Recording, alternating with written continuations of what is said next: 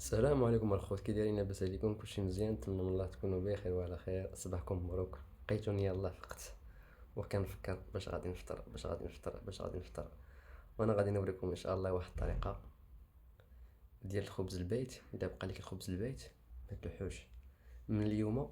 اللي بقى ليه الخبز البيت ما غاديش يلوحو.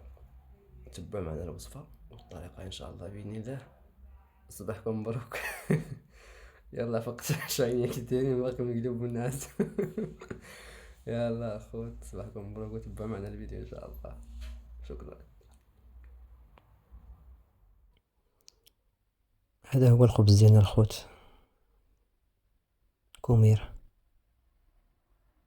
غادي نقطعو رونديل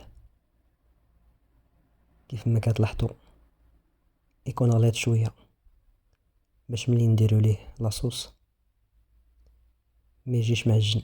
عندي هنا مطيشه، يمكن لكم تستعملوا اي خبز عندكم الخوت، اي خبز شاط لكم ماشي بالضبط يكون كومير. عندي هنايا مطيشه اللي حكيتها في الرابوز، الحكاكه الغليظه.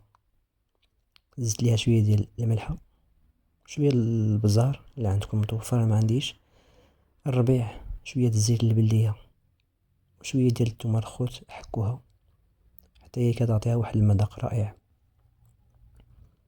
هاد لاصوص الخوت كيستعملوها في الطبخ الاسبانيول. عندي هنا الزيتون شرائح، عندي لي زيبينار، وعندي الطون الخوت كيف ما كتلاحظوا.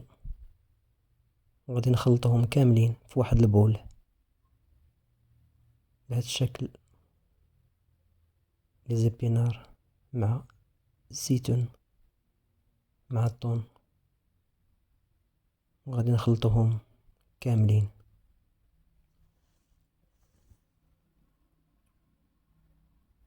من بعد الخوت ما خلطناهم، اللي صراحة كيجيو رائعين لي كانابي، غادي نعمروهم هذيك لاصوص اللي درنا، اللي صراحة حتى هي كتجي رائعة.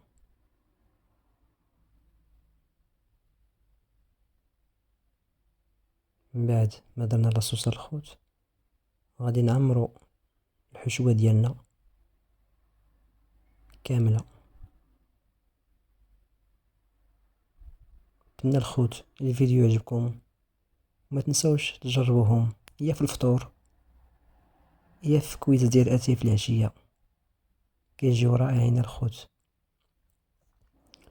من بعد غنديرو ليهم شوية ديال الفرماج احمر، او اللي متوفر عندكم موزاريلا اولا فرماج احمر. كيف ما كتشوفوا دخلوهم الفران. هذا هو الشكل النهائي ديالهم بعد ما خرجوا من الفران الخوت. فرماج مقرمل، لي كانابي ديالنا مقرملين وبنانين. نتمنى تجربوهم، ما تنسوش الخوت تدعمونا بلي لايك ديالكم وبالتعليق ديالكم، وبارطاجيو لا فيديو الا عجبكم. وغادي نختموا بهاد البريد ديال اتاي في الشيبه حتى هو مع لي كانابي ديالنا. كيجيو رائعين مع اتاي. نتمنى الفيديو يعجبكم الخوت ويلقاكم في احسن الاحوال، وشكرا لكم. فيديو جديد ان شاء الله. السلام عليكم، احبكم.